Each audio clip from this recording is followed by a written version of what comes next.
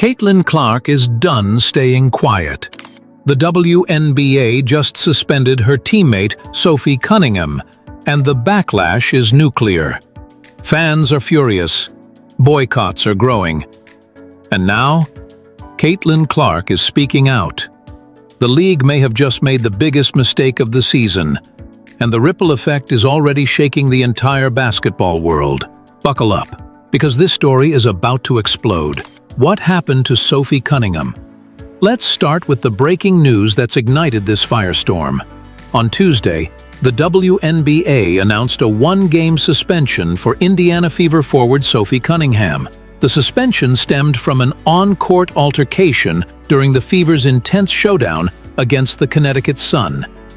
Cunningham, known for her physical style and fearless presence, got tangled up with Sun players in a scrappy moment that was, quite honestly, routine basketball contact. But the league didn't see it that way.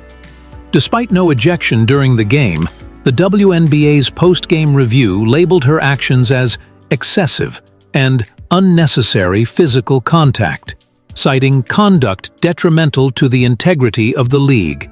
That's right, a one-game suspension without even a flagrant foul during the match. Fans were stunned. Players were even more confused. And Caitlin Clark? She wasn't having it. Caitlin Clark's reaction. Caitlin Clark didn't mince words in the post-game press conference. When asked about the punishment handed down to her teammate, the rookie phenom who has captivated the entire basketball world responded with controlled but unmistakable frustration.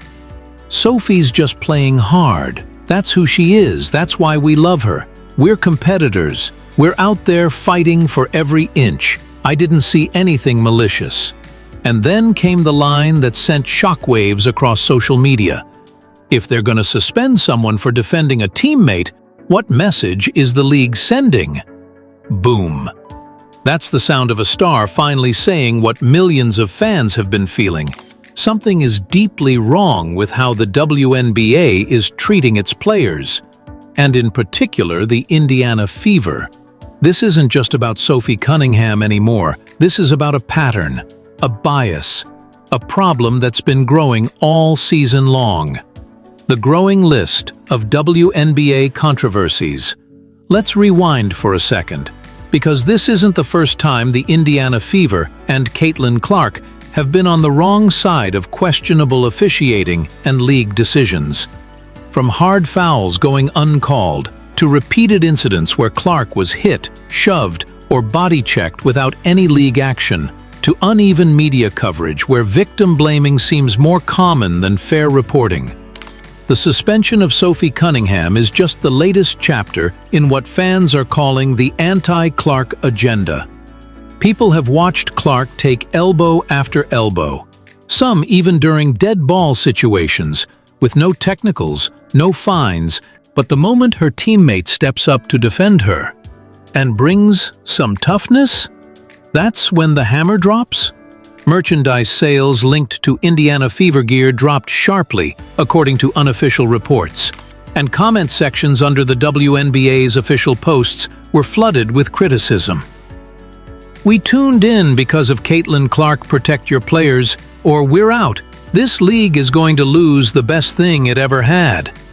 Those are just a few of the quotes being echoed across platforms like Reddit, Instagram, and YouTube. Some fans went further, calling for sponsors to pull funding, demanding transparency from the league office, and even organizing letter campaigns to ESPN and Nike, who've invested millions in the WNBA's latest rise. The message was loud and clear. You can't build your brand on Clark's back and then punish those who protect her. And here's where it gets even more intense. This isn't just Clark's fan base, it's other fan bases too.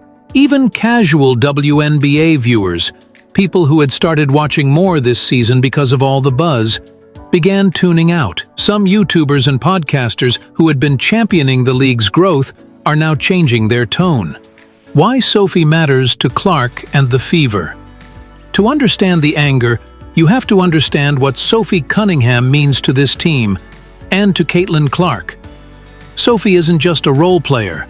She's an enforcer, a tone setter, the kind of player every great team needs, especially when their superstar is being targeted night in and night out. Since joining the Fever, Cunningham has embraced the role of protector. She's the one who steps in when Clark gets blindsided. She's the one who claps back when the cheap shots come. She's the one who tells opposing teams, "Not today." And for Caitlin Clark, who's been taking physical punishment game after game, Sophie's presence is more than symbolic. It's essential. That's why the suspension hurts so much, because it sends the message that protecting your teammates isn't allowed anymore. That intensity will be punished. That toughness is a problem. It's the very opposite of what the league claims to be about. Other players speak out. Caitlin Clark isn't the only one defending Sophie. Fever veterans like Kelsey Mitchell and Nalissa Smith voiced their frustration on Instagram. One anonymous player reportedly told a local Indiana reporter, "They're trying to break us, but they don't realize this group won't fold." Even players from other teams, including a cryptic post from a Chicago Sky veteran, weighed in subtly. Aces forward Asia Wilson didn't name names but posted a message saying, "We ask for physical play, then get mad when it's physical. Make it make sense." Clearly, the locker rooms around the league are watching, and many aren't happy with what they're seeing. WNBA's image problem grows. The WNBA is in the middle of a growth explosion, but it's also in danger of losing the very momentum that brought it here. Caitlin Clark has been the catalyst for sold-out arenas, record-breaking viewership, and unprecedented merchandise sales. She's elevated everyone, from teammates to opponents, and brought the league into the mainstream like never before. And yet, at every turn, the league seems more interested in pushing back than leaning in. Fans are noticing, sponsors are noticing, and now Clark is speaking up. When your biggest star, your fastest-growing fan base, and your own players are all calling foul, it's not just a player issue. It's a league crisis. What happens next? The WNBA has a choice to make. Does it double down on its uneven discipline and risk alienating its new audience? Or does it course-correct, protect its stars, and embrace the intensity that makes this league worth watching? For Caitlin Clark, the answer is clear. She's not backing down. She's not going to let her teammates be thrown under the bus.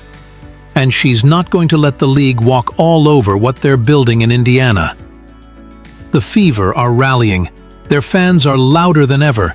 And the boycott? It's just getting started. Caitlin Clark exploded not just because her teammate was suspended, but because the league she's given everything to is playing a dangerous game. The WNBA wanted attention. It got it. But if it keeps punishing the wrong people, it won't just lose viewers, it may lose its soul. So here's the final question we'll leave you with. Is the WNBA ready to protect the players who are carrying it forward? Or will it silence the very voices that made it matter in the first place? Let us know what you think in the comments below. Are you part of the boycott? Do you stand with Caitlin and Sophie? And how should the league respond? Smash that like button, subscribe, and turn on notifications. Bell for more hard-hitting WNBA breakdowns.